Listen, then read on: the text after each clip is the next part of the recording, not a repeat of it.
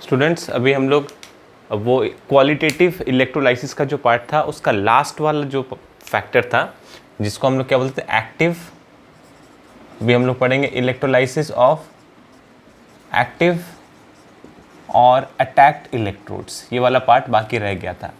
Attacked electrodes मतलब ऐसा electrodes जो भी रिएक्शन में पार्ट लेगा। पहले क्या होता था, हमने प्लैटिनम यूज़ किया था, ग्रेफाइट यूज़ किया था, वो ना ही एनोड पे रिएक्शन करता था ना ही कैथोड पे रिएक्शन करता था, राइट। बट अभी हम लोग ऐसा इलेक्ट्रोड्स को चूज़ करेंगे जो कि रिएक्शन में पार्ट लेगा, जो एनोड पे भी रिएक्शन शो करेगा, कैथोड पे भी रिएक्शन शो करेगा। अब हमको जो इन सभी इलेक्ट्रोड्स का भी डिस्चार्ज पोटेंशियल के बारे में अब सोचना पड़ेगा, ठीक है। ऐसा इलेक्ट्रोड्स का एग्जाम्पल क्या होता है? ऐसे इलेक्ट्रोड्स का एग्जाम्पल लिख लो बच्चों। सिल्वर होता है, कॉपर होता है, जिंक होता है, आयरन होता है, ठीक है। ये सभी तुमको मेनली देगा, मेनली सिल्वर एंड कॉपर देखना एग्जाम में, ये बहुत सारा दिया रहेगा, ठीक है। तो ये देख करके तुमको समझ लेना पड़ेगा क्या कि वो एक्टिव या फिर अटैक्ड इलेक्ट्रोड्स है, जिसको अब हम लोग अगर कहीं पे ऑक्सीडेशन हो रहा है, रिडक्शन हो रहा है इलेक्ट्रोलाइसिस में, तो इन लोगों के बारे में भी हमें सोचना होगा, ठीक है। तो लिखो जरा एक बात, the electrodes which take part in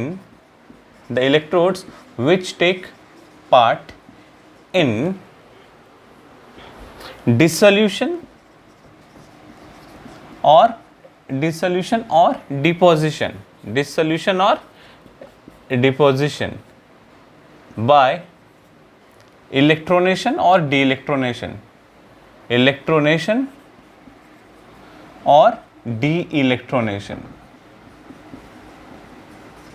क्या मतलब होता है इसका?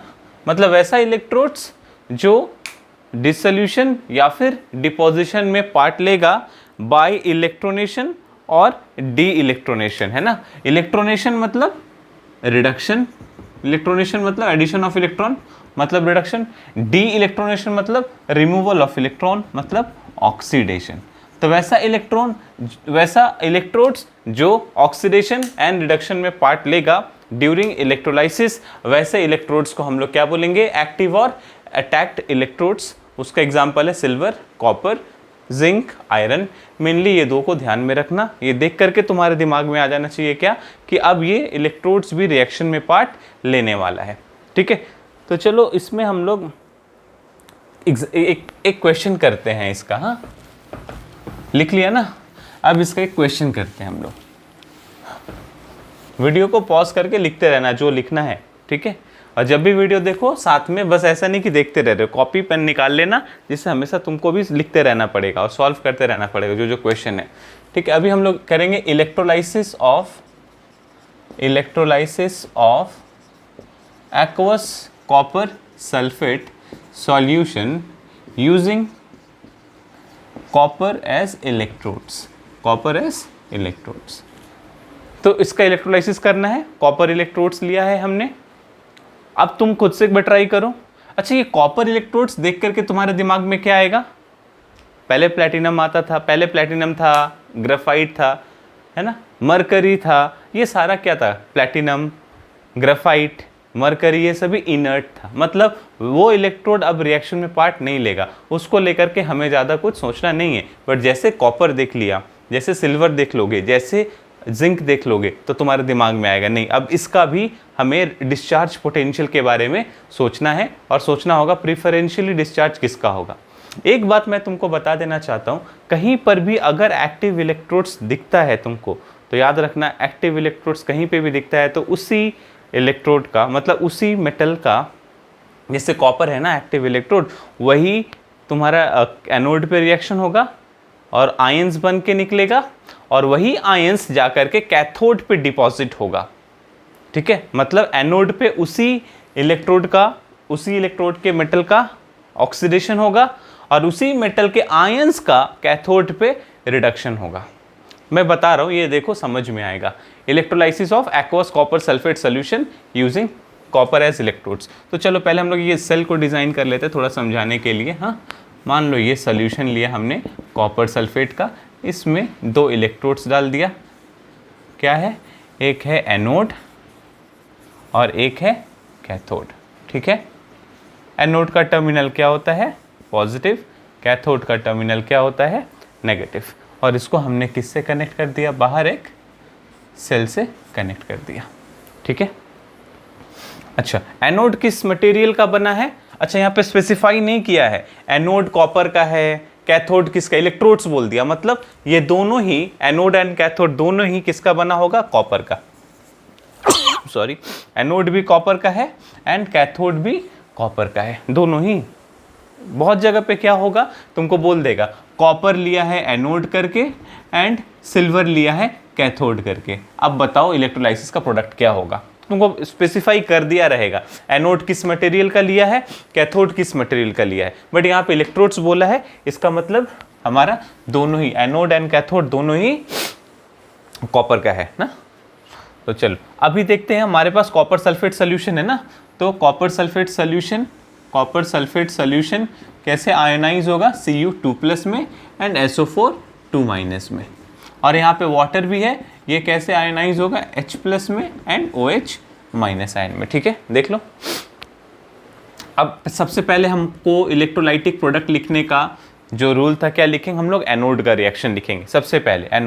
एनोड का टर्मिनल क्या है, पॉजिटिव, एनोड पे क्या क्या क्या जा सकता है, SO4 2- एंड OH-।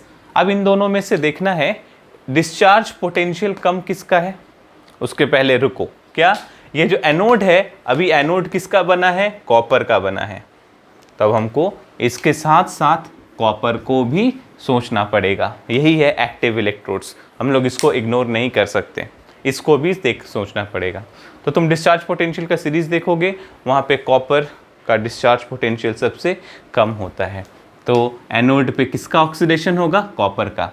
अगर कॉपर नहीं होता, हाँ, तो OH का डिस्चार्ज पोटेंशियल कम है, ये पता है हमको, बट कॉपर भी सोचना पड़ेगा क्योंकि ये एक्टिव इलेक्ट्रोड्स है, तो कॉपर का डिस्चार्ज पोटेंशियल सबसे कम होता है। तो कॉपर क्या करेगा, ऑक्सीडेशन मतलब लॉस ऑफ इलेक्ट्रॉन, यहाँ पे चार्ज खत्म नहीं होगा, देखो यहाँ पे चार्ज पहले क्या होता था, OH- अपने चार्ज को न्यूट्रलाइज करता था, है ना, बट ये तो ऑलरेडी न्यूट्रल है, तो ऑक्सीडेशन कैसे होगा, तो ये 2 इलेक्ट्रॉन लॉस करेगा और क्या बनाएगा, Cu2+, है ना। देख लो, अब बहुत कोई ऐसे भी लिखते हैं इसको, Cu2+ 2 इलेक्ट्रॉन रिलीज कर दिया, ये इधर चला गया, एक ही बात है, ये दोनों एक ही बात है, जो तुमको अच्छा लगे वैसे लिखो। अगर ऐसे लिखना है ऊपर वाला, बहुत जगह पे ऐसे लिखा हो, तुम ऐसे भी लिख सकते हो, Cu2+ और 2 इलेक्ट्रॉन रिलीज किया, ठीक है।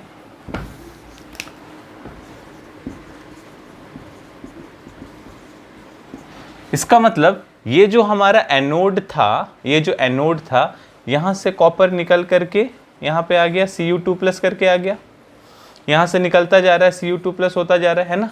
तो जैसे जैसे यहाँ से ये निकलता जाएगा कॉपर, तो ये बात समझ में आ रहा है, ये पतला होता जाएगा, ये पतला होता जाएगा, है ना। ये जो एनोड था वो पतला होता जाएगा, क्योंकि एनोड से ही तो कॉपर निकलता जा रहा है ना सॉल्यूशन में, समझ में आया ना। कैथोड पे क्या होगा, negative ion, cathode negative terminal था। अच्छा, उसके पहले एनोड के बात को एक बार फिर से बता रहा हूं। मान लो ये जो हमारे पास इलेक्ट्रोड था एनोड का, वो कॉपर का है, लेकिन मान लो इम्प्योर कॉपर है, मतलब इसमें कॉपर के साथ कुछ और भी मिला हुआ है, मान लो हमने प्योर कॉपर नहीं लिया है, तो यहाँ से जो Cu2+, ये जो यहाँ पे जो रिएक्शन होगा एनोड पे, वो तो इसका ही होगा ना। कॉपर जितना सारा कॉपर एटम होगा वो Cu2+ होकर के निकलता जाएगा, और जो इम्प्योरिटी था वो यहीं पे रहता जाएगा, इम्प्योरिटी का कुछ नहीं होगा, इम्प्योरिटी यहीं पे रह जाएगा। इस बात को याद रखना, मैं बाद में इसको बताऊंगा क्या होता है। एंड कैथोड पे अभी क्या, आ जाओ कैथोड पे क्या होगा, तो कैथोड का टर्मिनल नेगेटिव, तो इसमें क्या क्या ऑप्शन है जाने का, तो कैथोड पे आयन क्या क्या है, Cu2+ है और H+ है। तो ये जो Cu2+ आया था यहाँ से निकल के, अब इन दोनों में डिस्चार्ज पोटेंशियल कम किसका है, Cu2+ का। तो Cu2+ विल गेन 2 इलेक्ट्रॉन और क्या होगा, Cu, ये जो 2 इलेक्ट्रॉन लिया छोड़ा था उसी को ले लिया और Cu डिपॉजिट हो गया। मतलब ये जो Cu2+, अच्छा Cu2+ ना इस सॉल्यूशन से भी मिल रहा है हमको, ये जो इलेक्ट्रोलाइट लिया था हमने वहाँ से भी मिल रहा है, और ये वाला Cu2+ भी हो रहा है। तो ये एक्चुअली में ये जो मेटल आयन डिजॉल्व होता है ना, वही वाला कॉपर आयन जा करके वही वाला कॉपर डिपॉजिट होता है। तो Cu2+ 2 इलेक्ट्रॉन लेगा एंड कॉपर बनाएगा, ठीक है। तो कहाँ पे, तो ये जो Cu2+ था 2 इलेक्ट्रॉन गेन किया और जा करके यहाँ पे कैथोड पे डिपॉजिट होता जा रहा है। मतलब ये पतला होता जा रहा है और साथ में ये और मोटा होता जा रहा है, इसका अमाउंट बढ़ता जा रहा है कैथोड का, क्योंकि ये तो डिपॉजिट होता जा रहा है ना यहाँ पे। तो एक तरह से क्या होगा यहाँ पे, मान लो अगर हमारे पास कोई कॉपर है, इम्प्योर कॉपर है, तो हमने एक तरफ ले लिया उसको इम्प्योर कॉपर को, और प्योर कॉपर को एक तरफ ले लिया। इम्प्योर कॉपर से क्या बनाया हमने, एनोड बनाया। एनोड पे क्या रखा हमने, इम्प्योर कॉपर, और कैथोड पे क्या रख दिया, प्योर कॉपर। तो रिएक्शन क्या होगा, थोड़ा गौर करो। इम्प्योर कॉपर का जो रॉड था या फिर फॉयल था, जो भी बोलो, वहां से सिर्फ कॉपर बाहर आएगा सॉल्यूशन में, और वो प्योर कॉपर डिपॉजिट होता जाएगा यहाँ पे। तो इस तरह से हम लोग यहाँ पे प्यूरिफिकेशन ऑफ मेटल कर सकते हैं। प्यूरिफिकेशन ऑफ मेटल है ना यहाँ पे, तो सारा प्योर कॉपर यहाँ पे डिपॉजिट होता गया, ठीक है। इसको हम लोग इलेक्ट्रो रिफाइनिंग बोलते हैं या फिर प्यूरिफिकेशन प्रोसेस बोलते हैं, जहाँ पे इम्प्योर को हम लोग कहाँ पे रखते हैं, एनोड पे, एंड जो प्योर वाला है उसको कहाँ पे रखते हैं, कैथोड पे। तो इस साइड पे जो भी मिला हमको आफ्टर द इलेक्ट्रोलाइसिस, ये पूरा जो कॉपर का रॉड मिलेगा मुझे, ये जो मोटा हो गया वो भी, ये सारा क्या हो जाएगा, इम्प्योर होगा ना प्योर होगा, प्योर होगा, है ना। तो ये सारा प्योर कॉपर मिल गया और हम लोग इसको निकाल लेंगे। इस तरह से प्यूरिफिकेशन भी कर सकते हैं हम लोग, है ना। तो ये एक्टिव इलेक्ट्रोड्स का इस तरह से इलेक्ट्रोलाइसिस करना होगा। अब इसमें एक्टिव इलेक्ट्रोड्स में कुछ कुछ बात नोट करके रख लो, नोट में रख लो कुछ कुछ एक्टिव इलेक्ट्रोड्स के बारे में। पहला बात क्या, कि जिस मेटल का इलेक्ट्रोड्स होगा वही वाला मेटल आयन बनेगा एनोड पे, और वही मेटल आयन कैथोड पे जाकर के डिपॉजिट होगा, ठीक है। तो लिखो नोट नंबर 1, मेटल डिसॉल्व्स, जो इलेक्ट्रोड का मेटल है दैट विल डिसॉल्व, मतलब उसका क्या हो जाएगा, ऑक्सीडेशन। एनोड पे ऑक्सीडेशन हुआ ना, मेटल डिसॉल्व होकर के Cu2+ होकर के सॉल्यूशन में आया, ऑक्सीडेशन हो गया। नंबर 2, ये जो मेटल आयन में चेंज हो गया था, ये मेटल आयन में चेंज हो गया था, वही मेटल आयन विल डिपॉजिट, वही क्या होगा, मेटल आयन डिपॉजिट होगा, जिसको हम लोग क्या बोलेंगे, उसी का रिडक्शन होगा, है ना। एंड लास्ट एक और बात, इंपॉर्टेंट बात, तो ये जो कॉपर सल्फेट का सॉल्यूशन होगा यहाँ पे हमने जो लिया, उसका कुछ कंसंट्रेशन होगा, है ना। तो उसके कंसंट्रेशन में क्या चेंजेस आएगा, उसके कंसंट्रेशन में कोई भी चेंजेस नहीं आएगा। क्यों नहीं आएगा कंसंट्रेशन में कोई भी चेंजेस, क्योंकि वो कॉपर सल्फेट, तो जितना कॉपर सल्फेट था वो उतना ही रह जाता है ना। अच्छा, अब ये बात बोलना गलत होगा कि वही कॉपर जो यहाँ से निकला है वही क्या डिपॉजिट होता है, नहीं, यहाँ से भी डिपॉजिट होता है, लेकिन अल्टीमेटली जो कॉपर आयन बच जाता है वो इतना रहता है जिससे कि इसका सॉल्यूशन का कंसंट्रेशन चेंज नहीं होता है। तो ये बस याद रख लो, no change of concentration of this solution, concentration solution का चेंज नहीं होगा इन केस ऑफ एक्टिव और अटैक्ड इलेक्ट्रोड्स, ठीक है। इसके बाद मैं एक और एग्जांपल कराऊंगा, उसके बाद तुम लोग को 2 दूंगा करने के लिए, तुम लोग करके मुझे आंसर भेजोगे, ठीक है। चलो लिख लो इसको।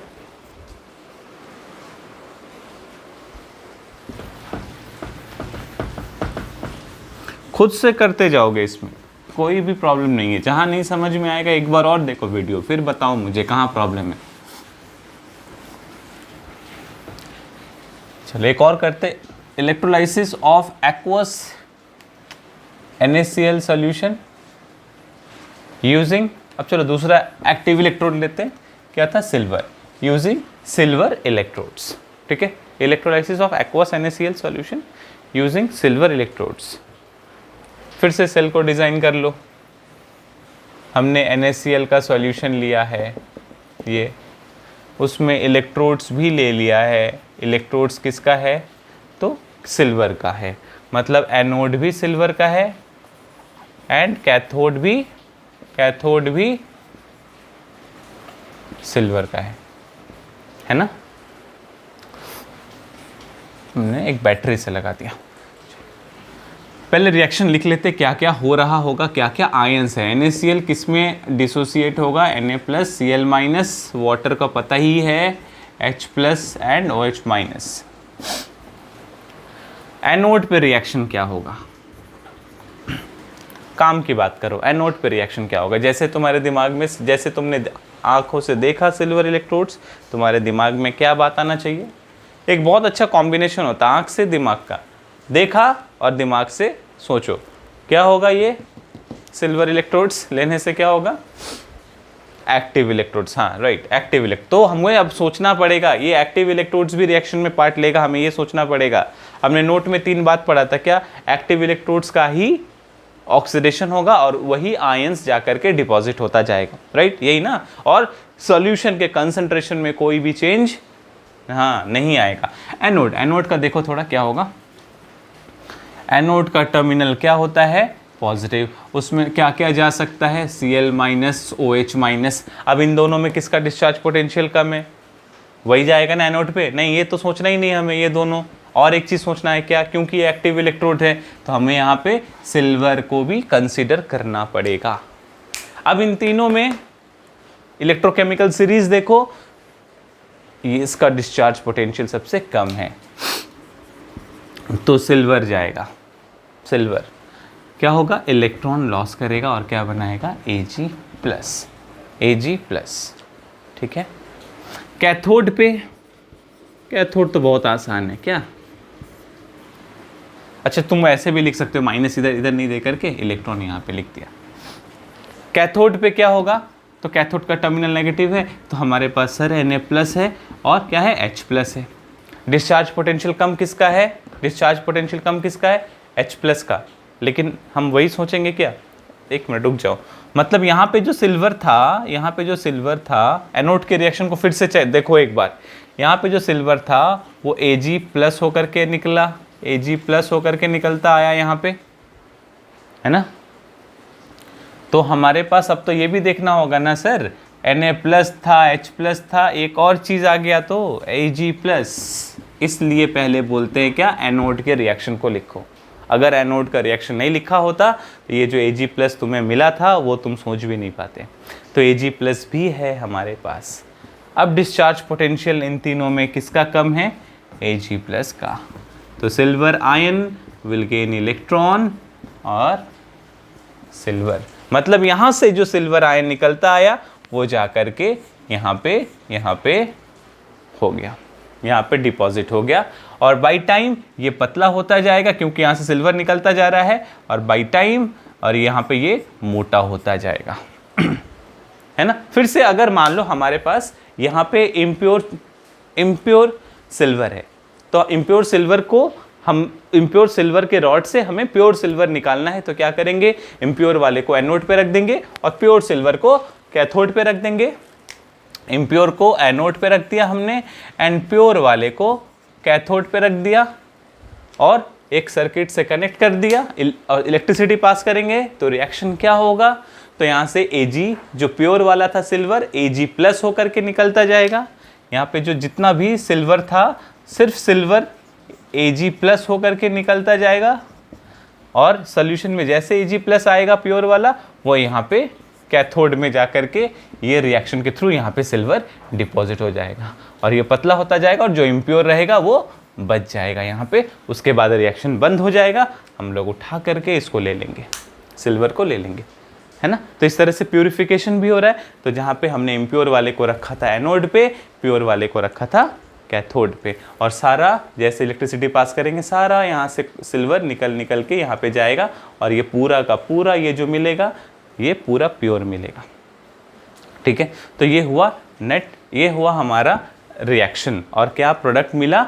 बाय यूजिंग सिल्वर इलेक्ट्रोड्स, मतलब एक्टिव इलेक्ट्रोड्स। थोड़ा अच्छे से ध्यान करके देख लो, है ना। अच्छा, एक और बात यहाँ पे बताना चाहूँगा, ये तो प्यूरिफिकेशन का देख लिया, प्यूरिफिकेशन में एनोड कहाँ पे रखते हैं, कैथोड कहाँ पे रखते हैं, वो तो समझ में आ गया, है ना। लेकिन मान लो, लिख लो तब तक, इसको लिख लो तुम लोग, है ना, पॉज करो, लिख लो। अच्छा, मान लो अगर हमने ऐसा किया, अब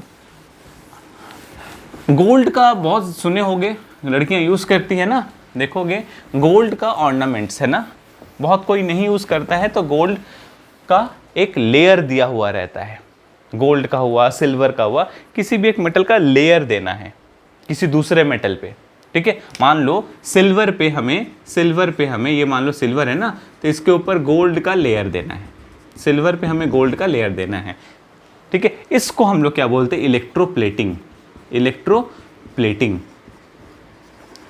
एक दूसरे मेटल पे दूसरे मेटल का प्लेटिंग करना है, ठीक है। तो हम क्या कर सकते हैं उस केस में, इलेक्ट्रोप्लेटिंग के केस में क्या कर सकते हैं, इलेक्ट्रोप्लेटिंग के केस में ये सेल डिजाइन होता है,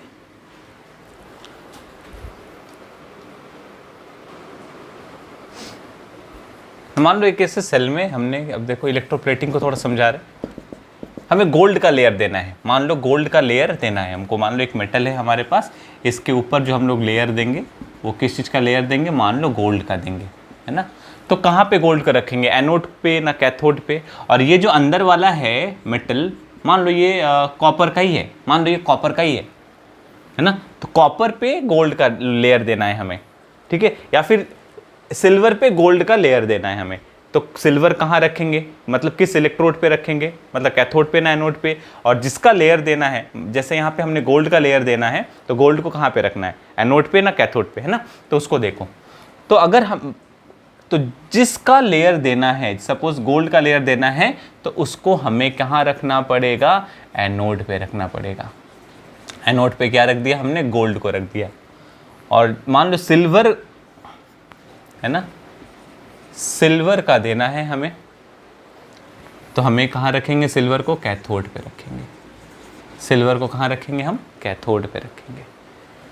तो यहाँ से क्या होगा, ऑक्सीडेशन होगा, गोल्ड का Au3+ होकर के आएगा, गोल्ड सोल्यूशन में Au3+ करके आएगा, और कैथोड पे, ये एनोड पे रिएक्शन होगा, और कैथोड पे क्या होगा, यही वाला आयन जो था मेटल का आयन, यही वाला 3 इलेक्ट्रॉन गेन करेगा, और यहाँ पे गोल्ड का एक लेयर चढ़ा देगा, Au करके यहाँ पे डिपॉजिट होता जाएगा, है ना, यहाँ पे डिपॉजिट होता जाएगा, तो लेयर चढ़ गया ना। तो ये बात याद रखना, इलेक्ट्रोप्लेटिंग में जिस मटेरियल का प्लेटिंग करना है that will be kept at anode, and जिसके ऊपर में प्लेटिंग करना है that will be kept at cathode, ठीक है। लिख लो इसको। अब जो तुमको एक करना है, करके मुझे आंसर भेजना है, वो है इलेक्ट्रोलाइसिस ऑफ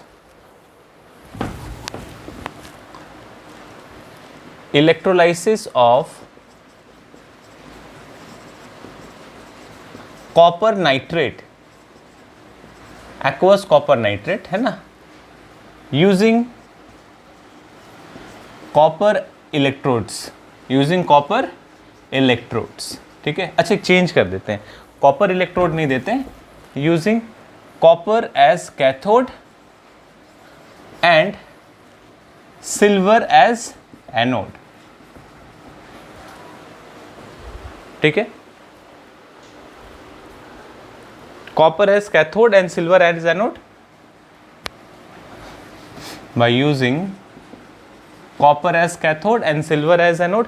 एंड एक और केस में इलेक्ट्रोलाइसिस करना है और उसका प्रोडक्ट बताना है, जहां पे हम लोग कॉपर को अब कर देंगे एनोड्स, रिवर्स कर दिया, कॉपर को कर दिया हमने एनोड एंड सिल्वर को कर दिया क्या, कैथोड, ठीक है।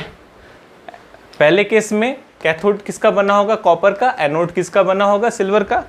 एक और इलेक्ट्रोलाइसिस करोगे जिसमें एनोड हमने किसका ले लिया, कॉपर का, एंड कैथोड किसका ले लिया, सिल्वर का, है ना। तो ये करो और मुझे सेंड करोगे, और इसके साथ हमारा ये टॉपिक कंप्लीट होता है, जहाँ पे हमें इलेक्ट्रोलाइसिस ऑफ एक्टिव इलेक्ट्रोड्स के बारे में पढ़ना था। ये क्वेश्चन कर लो और मुझे भेजोगे।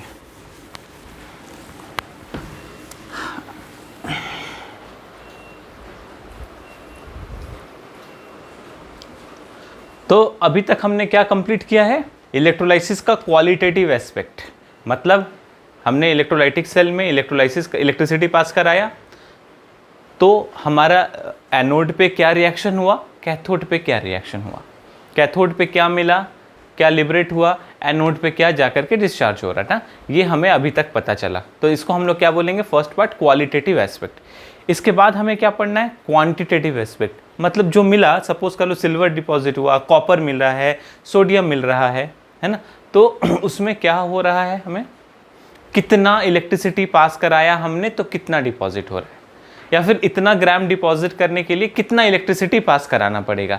This is called quantitative aspect. तो अभी हम लोग क्वांटिटेटिव एस्पेक्ट्स के बारे में पढ़ेंगे, क्वांटिटेटिव एस्पेक्ट के बारे में पढ़ेंगे, और वो हमें पढ़ना पड़ता है फैराडेज लॉ के, फैराडेज लॉ में पढ़ना पड़ता है, फैराडेज लॉ में पढ़ना पड़ता है। फैराडेज का दो लॉ है, first law and second law. तो अभी हम लोग क्या पढ़ेंगे, फैराडेज का फर्स्ट लॉ, ठीक है। चलो, फैराडेज फर्स्ट लॉ मैंने लिख लिया है। It is the amount of substance, मैंने पहले बताया था क्या, ये जो फैराडेज लॉ पढ़ेंगे हम लोग, ये क्या किस एस्पेक्ट को डिस्कस करेगा, क्वांटिटेटिव, मतलब कितना अमाउंट सब्सटेंस जो था कितना डिपॉजिट होगा, कितना इलेक्ट्रिसिटी पास करना पड़ेगा, है ना, कितने टाइम के लिए। तो ये सब जो कैलकुलेशन वाला पार्ट है ये फैराडेज लॉ में आता है। तो उसका दो लॉ है, फर्स्ट लॉ को पढ़ते हैं। The amount of substance deposited और liberated at the electrodes is directly proportional to the charge passed through the electrolyte. हमने कितना चार्ज पास किया है, जितना ज़्यादा चार्ज पास करेंगे उतना ज़्यादा अमाउंट सब्सटेंस का डिपॉजिट होगा, ठीक है। तो वही होता है फर्स्ट लॉ। सपोज कर लो इसको मैथमेटिकली हम लोग, चलो मैथमेटिकली एक्सप्रेस करते, देखो it is the amount of substance. तो सपोज कर लो W is the amount of substance, हमने एक चीज पकड़ा, W को पकड़ा, अमाउंट ऑफ सब्सटेंस डिपॉजिटेड और लिबरेटेड, डिपॉजिटेड और लिबरेटेड जो भी बोलो, डिपॉजिटेड, है ना। What is Q, Q is the quantity of charge, what is Q is the quantity of charge passed, quantity of charge passed through the electrolyte. Solution या तो solution phase में हो सकता है या फिर वो मोल्टेन स्टेट में हो सकता है, ठीक है। तो according to this law W मतलब अमाउंट ऑफ सब्सटेंस पास्ड कितना will be directly proportional to the quantity of charge passed through the electrolyte, ठीक है। तो W is directly proportional to, charge का फॉर्मूला पता है I and T। What is I? I is current in ampere, current in ampere, and what is T? Time in second, time in second, है ना, है ना। और Q क्या होगा, quantity of charge in coulomb. तो कितना अमाउंट ऑफ सब्सटेंस डिपॉजिट होगा, that will be directly proportional to हमने कितना इलेक्ट्रिसिटी मतलब कितना चार्ज पास किया है, ठीक है। तो Q को हम IT के फॉर्म में लिखेंगे, तो W अगर एक प्रोपोर्शनलिटी साइन हटाएंगे तो एक कांस्टेंट आएगा, उसको हम लोग क्या बोल रहे हैं, Z IT, ठीक है। तो what is W? Amount of substance passed is equal to some constant that is called Z into I and T. What is Z? Z is what? Electrochemical equivalent. Electrochemical equivalent. Z को हम लोग क्या बोलते हैं, electrochemical equivalent of the element, ठीक है। तो अगर हमको Z को डिफाइन करना रहेगा तो Z will be what, Z will be what, W by I and T लिख सकते हैं यहाँ से, इस इक्वेशन से देखो Z equals to what, W by I T लिख सकते हैं इस तरह से। अब थोड़ा इसको हम लोग डिफाइन करते हैं, Z को इलेक्ट्रोकेमिकल इक्विवेलेंट, इलेक्ट्रोकेमिकल इक्विवेलेंट को डिफाइन करते हैं। सपोज कर लो हमने एक ऐसा इलेक्ट्रोलाइटिक सेल लिया, यहाँ पे इलेक्ट्रोलाइट लिया है, कैथोड लिया, एनोड लिया एंड कैथोड लिया, और यहाँ पे एक हम सेल से पास करा रहे हैं। सपोज हमने करंट जो पास किया है, करंट वो है 1 एम्पियर पास किया। करंट कितना पास किया, 1 एम्पियर। कितने टाइम के लिए, मान लो 1 सेकेंड के लिए पास किया। करंट हमने पास किया 1 एम्पियर एंड 1 सेकेंड के लिए। तो Z will be what, Z will be equal to W, Z will be equal to W, right. देख लो तो what is Z, electrochemical equivalent. तो Z is defined as W What is W? Amount of substance deposited. So Z is defined as the amount of substance deposited when 1 ampere of electricity is passed through this electrolytic solution for 1 second, right? Can we define the Z like that? So Z is what? This is the amount of substance deposited when 1 ampere of current is passed through the electrolytic solution by 1 second. तो ये दोनों 1 1 होगा, तो Z will be equal to what? W. तो इस तरह से हम लोग इसको डिफाइन करते हैं, ठीक है? लिख लो इसको, लिख लिया ना?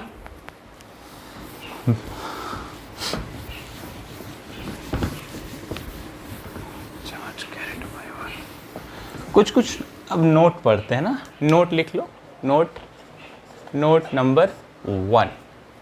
देखो, चार्ज कैरिड बाय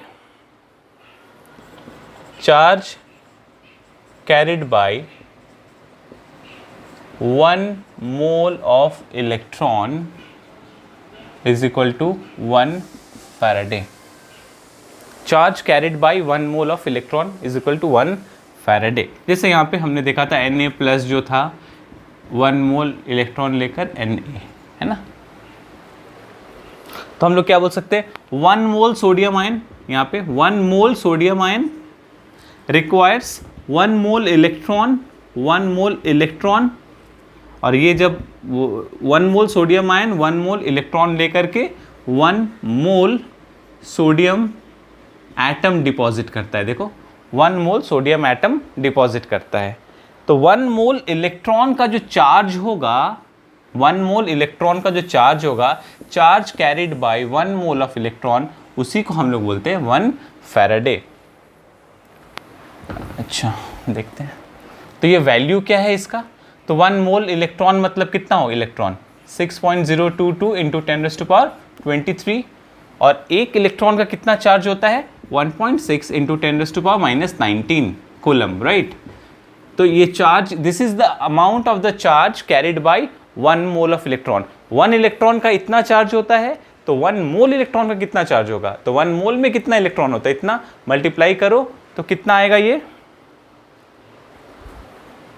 96514.8 कूलम, ठीक है, 96514.8 कूलम. एंड अप्रॉक्सीमेटली हम लोग इसको कंसिडर करते हैं 96500 कूलम. हम लोग ये कंसिडर करते हैं प्रैक्टिकल पर्पस के लिए, कैलकुलेशंस के लिए हम लोग ये कैलकुलेट करें 96500 कूलम. तो 1 मोल इलेक्ट्रॉन कहीं पर भी दिखता है, इसका मतलब वहाँ पे कितना चार्ज लगा है, दैट इज चार्ज 1 फैराडे. और अगर उसको हमको कूलम में बोलना है तो 96500 कूलम. इसका मतलब देखो, अगर हमने एक ऐसा रिएक्शन किया Cu2 प्लस 2 इलेक्ट्रॉन 2, है ना. अगर हमसे पूछा इस रिएक्शन में बताओ कितना कूलम चार्ज लगा है 1 मोल कॉपर को डिपॉजिट करने के लिए, अगर हमसे पूछा 1 मोल कॉपर डिपॉजिट करने के लिए कितना चार्ज लगा है, तो इस इक्वेशन को हम लोग पहले लिखेंगे Cu2 प्लस 2 इलेक्ट्रॉन, ऐसे करके लिखा. इसका मतलब क्या, ये 2 इलेक्ट्रॉन मतलब क्या, 2 मोल इलेक्ट्रॉन, है ना, 2 मोल इलेक्ट्रॉन. तो ये Cu2 प्लस 2 मोल इलेक्ट्रॉन लेकर के 1 मोल कॉपर डिपॉजिट करता है ना, 1 मोल कॉपर डिपॉजिट करता है. तो क्वेश्चन में क्या बोला था, 1 मोल कॉपर डिपॉजिट करने के लिए कितना चार्ज लगेगा. हाँ, तो देखो 1 मोल कॉपर को डिपॉजिट करने के लिए 2 mole of electron, and we know that 1 mole electron मतलब कितना चार्ज, 1 फैराडे, मतलब अप्रॉक्सीमेटली 96500 कूलम, है ना. तो 2 मोल इलेक्ट्रॉन मतलब 2 फैराडे, मतलब कितना चार्ज, 2 इंटू 96500 कूलम. अब तुम फैराडे में भी बोल सकते हो, कूलम में भी बोल सकते हो, ठीक है. तो ये एक रिएक्शन आना चाहिए, उसमें इलेक्ट्रॉन्स को देख करके ही हम लोग चार्ज बता देंगे, ठीक है ना. तो ये नोट नंबर 1 लिख लो. Charge carried by 1 mole of electron is 1 Faraday. Second, Z into 96500, that will be equivalent weight of that metal ion. 9 into 965 Z into 96500, that will be equal to equivalent weight. तो Z अगर हमको find करना रहा तो Z will be equal to what? Equivalent weight by 96500. ये इसको याद रखो, ये बहुत जगह काम आएगा, ठीक है। लिखते जाओ, सारे नोट्स को लिखते जाओ। लिख लिया ना? नोट नंबर 3, ये सब शायद तुमको नोट्स में मैंने दिया है, फिर भी देखो। व्हेन 1 मोल ऑफ इलेक्ट्रिसिटी, या फिर when 1 mole electron, when 1 Faraday electricity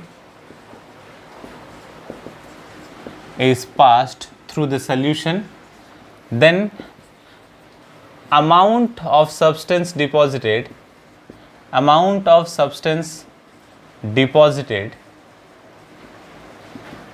this will be equal to 1 gram equivalent. ये इक्विवेलेंट वेट बहुतों को नहीं पता होगा, ठीक है। ये इक्विवेलेंट और इक्विवेलेंट वेट नहीं पता होगा ना, ठीक है। मैं थोड़ा सा बताऊंगा यहाँ पे, और मैंने एक वीडियो भी यूट्यूब पे डाउनलोड कर रखा है इक्विवेलेंट वेट के बारे में, नॉर्मेलिटी के बारे में, तो वहाँ से तुम लोग देख सकते हो, मैं उसका लिंक भी भेज दूंगा तुम लोग को। तो when 1 faraday of electricity is pass through the solution, then कुछ तो अमाउंट ऑफ सब्सटेंस डिपॉजिट होगा, वो कितना होगा? 1 ग्राम इक्विवेलेंट। हमेशा याद रखो, 1 फैराडे कितना डिपॉजिट करेगा? 1 ग्राम इक्विवेलेंट। 2 फैराडे कितना करेगा? 2 ग्राम इक्विवेलेंट। इस चीज़ को हमेशा याद रखोगे, इससे बहुत सारा न्यूमेरिकल बहुत ही कम टाइम में सॉल्व हो जाएगा, ठीक है। मैं बताऊंगा what is equivalent wait, what is gram equivalent, इसको लेकर सोचो नहीं, बस ये बात याद रखो। 1 फैराडे को कितना डिपॉजिट करेगा? 1 ग्राम इक्विवेलेंट उस सब्सटेंस का डिपॉजिट करेगा, ठीक है। नोट नंबर 3 भी लिख दिया। लास्ट पॉइंट लिखते हैं हम लोग, व्हाट इज इक्विवेलेंट वेट। कैसे फाइंड करेंगे सर इक्विवेलेंट वेट को, कैसे फाइंड करेंगे? तो equivalent weight will be molecular wait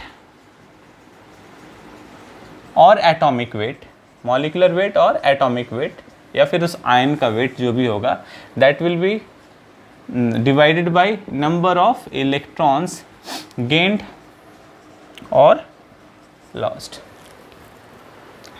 number of electrons gained और लॉस्ट पर मॉलिक्यूल और पर एटम, जो भी बोलो, पर मॉलिक्यूल और atom, that is what equivalent weight. ऐसे हम लोग फाइंड करते हैं।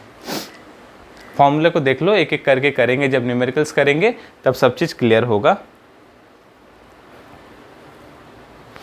तो हमारे पास एक और फॉर्मूला था, W = ZIT, एंड Z की जगह पे हम लोग क्या लिख सकते हैं? बताओ बच्चों, Z की जगह पे हम लोग क्या लिख सकते हैं? E/96500 × INT। तो ये भी एक फॉर्मूला है हमारे पास, ये भी एक फॉर्मूला है। नोट नंबर 6 में देखो हम लोग क्या कर सकते हैं। ग्राम इक्विवेलेंट का मतलब क्या होता है? ग्राम इक्विवेलेंट का मतलब होता है given mass by equivalent mass, given mass by equivalent mass, ठीक है।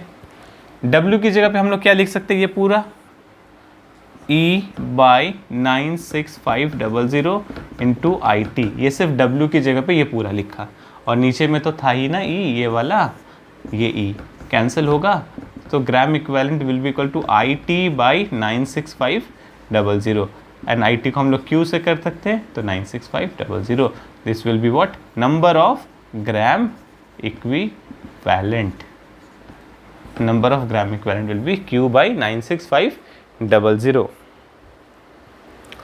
ठीक है। ये सारा हम फॉर्मूला यूज़ करेंगे। अब न्यूमेरिकल्स करेंगे, जिसमें न्यूमेरिकल्स करने में हमारा equivalent weight, number of gram equivalent, ये सारा कॉन्सेप्ट बहुत हद तक क्लियर हो जाएगा, ठीक है।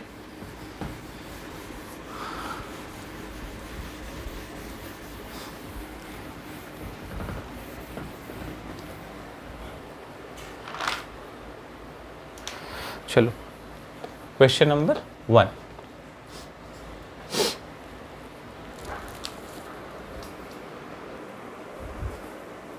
चलो ये क्वेश्चन देख लो, what is the weight of chlorine deposited या liberated by 100 ampere of current flowing for 5 hours through molten NaCl, है ना। यहाँ पे एक बात समझो, क्वेश्चन में थोड़ा चेंज भी कर सकता था, ये क्लोरीन डायरेक्टली नहीं बोल सकता था, ये क्लोरीन डायरेक्टली नहीं बोल सकता था, ये क्या बोल सकता था, what is the weight of substance liberated at anode या फिर कैथोड, कुछ भी बोल सकता था, है ना। What is the weight of substance liberated at anode बोल दिया मान लो, ठीक है, एनोड। तब तुमको पहले क्या करना पड़ेगा, इलेक्ट्रोलाइट क्या है, NaCl, मोल्टेन है मतलब वाटर यहाँ पे कुछ भी नहीं आएगा, NaCl मतलब Na+ एंड Cl-। अब एनोड पे क्या जाएगा, एनोड पे ये Cl- जाएगा। तुमको पहले ये सोचना पड़ेगा, अगर ऊपर वाला बोलता तो कि what is the weight of substance at anode, तो एनोड पे क्या जाएगा ये तो हमें नहीं पता है ना, तो Cl- Cl+ इलेक्ट्रॉन इस तरह से रिलीज करेगा। या फिर तुम इसको ऐसे लिख सकते हो, Cl- है, ज़्यादा इलेक्ट्रॉन, माइनस मतलब इलेक्ट्रॉन ज़्यादा है, एक लॉस करेगा इलेक्ट्रॉन एंड Cl बनाएगा इस तरह से, मतलब क्लोरीन निकल रहा है। Cl तो ऐसे स्टेबल रहता नहीं है, ये Cl2 के फॉर्म में रहता है, Cl2 के फॉर्म में रहता है, तो यहाँ पे 2 और यहाँ पे 2 देना पड़ेगा, तो ये नेट रिएक्शन है, ठीक है। तो यहाँ पे डायरेक्टली बोल दिया था चलो क्वेश्चन में, तो उस बात का भी तुमको ध्यान रखना पड़ेगा अगर वैसा देगा तो what is the weight of chlorine liberated by 100 ampere of current flowing for 5 hours through molten NaCl। दो मेथड से कर सकते हैं। चलो पहला मेथड जो है फॉर्मूले के अकॉर्डिंगली करते हैं। तो फॉर्मूला पता है कितना डिपॉजिट होगा, W = ZIT, W = what, ZIT। ये फाइंड करना है what is the weight of chlorine liberated. Z नहीं पता है, यहाँ पे तो इक्विवेलेंट वेट बाई 96500 कर लेंगे। व्हाट इज I, करंट दिया हुआ है कितना, 100 एम्पियर, 100 एम्पियर। टाइम कितना दिया हुआ है सर, 5 आवर्स, तो उसको सेकंड में करने के लिए 5 × 60 × 60 करेंगे, ठीक है। तो सब कुछ आएगा, बट ये इक्विवेलेंट वेट का प्रॉब्लम आ रहा है, इक्विवेलेंट वेट का। तो चलो इक्विवेलेंट वेट निकालते हैं। इक्विवेलेंट वेट किसका निकालना है, क्लोरीन का, क्योंकि क्लोरीन का ही तो बात हो रहा है ना, क्लोरीन ही तो डिपॉजिट लिबरेट हो रहा है, तो ये इक्विवेलेंट वेट किसका है, क्लोरीन का। तो equivalent weight equals to molecular weight, because molecule के फॉर्म में निकल रहा है, molecular weight by number of electrons lost और गेन, जो भी यहाँ पे लॉस हो रहा है, ये लॉस हो रहा है, तो number of electrons lost. What is the molecular weight of chlorine, 35.5 by multiplied by 2, ठीक है। ये मॉलिक्यूलर वेट, कितना इलेक्ट्रॉन, 2 इलेक्ट्रॉन, 2, कितना आएगा 35.5, इसको 2, ठीक है। Molecular weight by number of electron loss, 35.5 क्या आ गया, इक्विवेलेंट वेट। तो यहाँ पे पुट कर 35.5 by 96500 into 100 into 5 into 60 into 60। Sir ji इसको कैलकुलेट करके आंसर मुझे देख लो, आंसर मैच कर रहा है या नहीं, ठीक है।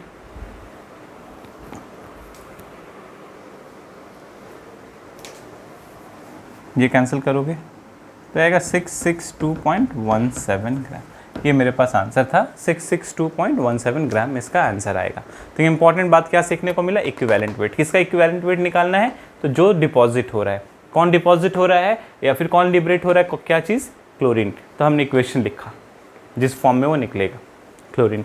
तो क्लोरीन कितना लिबरेट हो रहा है देखो, तो पहले इसका molecular weight by number of electron कितना है, 2, तो इक्विवेलेंट वेट आएगा, ठीक है। एक और करेंगे तो और क्लियर होगा, देख लो। अच्छा इसका एक और मेथड है, हाँ, एक और मेथड करने के लिए हम लोग कैसे कर सकते हैं, थोड़ा देखो, यूनिटरी मेथड से भी हम लोग इसको कर सकते हैं। अच्छा यहाँ पे पूछा कितना वेट क्लोरीन लिबरेट हो रहा है, तो इस इक्वेशन, ये इंफॉर्मेशन है मेरे पास, इसमें हम लोग क्या बोल सकते हैं, देखो तो 1 मोल Cl2 है ना, दिस इज लिबरेटेड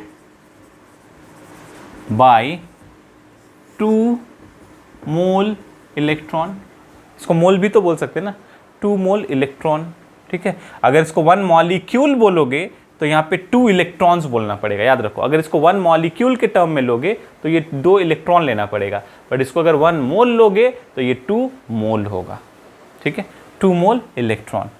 अच्छा 2 मोल इलेक्ट्रॉन मतलब 2 फैराडे, राइट, 2 फैराडे, 2 फैराडे मतलब 2×96500 कूलम। ठीक है ना। अच्छा, हमारे पास कितना इलेक्ट्रिसिटी दिया हुआ है देखो तो, Q equals to I T, formula पता है, what is I given 100 ampere, है ना। कितने टाइम के लिए? 5 आवर्स के लिए, क्वेश्चन में जो दिया हुआ है 100 एम्पियर 5 आवर्स के लिए, 5 इंटू सेकेंड में लाओ ना, तो ये कूलम है। तो इतने कूलम से 1 मोल क्लोरीन मतलब 1 मोल क्लोरीन मतलब 1 मोल क्लोरीन मतलब 35.5 एटॉमिक वेट होता है 2, इतना ग्राम, 35.5 मल्टीप्लाइड बाई 2 ग्राम। इतने कूलम इलेक्ट्रिसिटी से इतना ग्राम क्लोरीन लिबरेट होता है। तो इतने कूलम से, जो कि क्वेश्चन में गिवन है, इतने कूलम से कितना होगा, यूनिटरी मेथड से नहीं फाइंड कर सकते। देखो, सिंस 2×96500 कूलम है ना, लिबरेट्स कितना, 2×35.5 ग्राम Cl2। ये हम लोग इस इक्वेशन से लिख सकते हैं क्या। देयरफॉर क्वेश्चन में कितना इलेक्ट्रिसिटी दिया हुआ है देखो, 100 इंटू 5 इंटू 60 इतने कूलम से कितना लिबरेट करेगा, 2×35.5 बाई 2×96500 मल्टीप्लाइड बाई 100 इंटू 5 500, और ये कितना होगा 3600। तो जगह कम होने की वजह से 500 इंटू 3600 ऐसे कर दिया हमने। कैलकुलेट करो, सेम आएगा, एक ही चीज़ है। तो ये दो मेथड से हम लोग कर सकते हैं। ठीक है, तो ये इक्वेशन तुमको लिखना बहुत ज़रूरी है। यूनिटरी मेथड से अगर लिखना करना सीख गए, फॉर्मूले से तो कोई भी कर लेता है, यूनिटरी मेथड से अगर करना सीख गए तो सोचना तुमको कॉन्सेप्ट समझ में आ रहा है। ठीक है स्टूडेंट्स, चलो दोनों मेथड से करोगे। चलो दूसरा क्वेश्चन करेंगे, ये दोनों मेथड से करना है।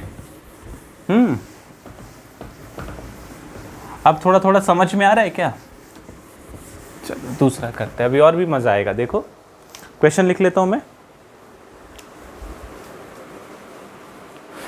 चलो, find the amount of substance deposited at cathode. यहां पे बोला नहीं है क्या होगा, क्या डिपॉजिट हो रहा है, बस बोल दिया कैथोड पे डिपॉजिट होगा by passing a current of 5 ampere through a solution of copper sulphate for 45 minutes. तो हमने फिर से एक सेल बनाना है, बना लिया सेल। अब हम लोग बहुत एक्सपर्ट हो गए इसमें, सेल बनाने में। इस तरफ में क्या होगा, एनोड, इसमें क्या होगा, कैथोड।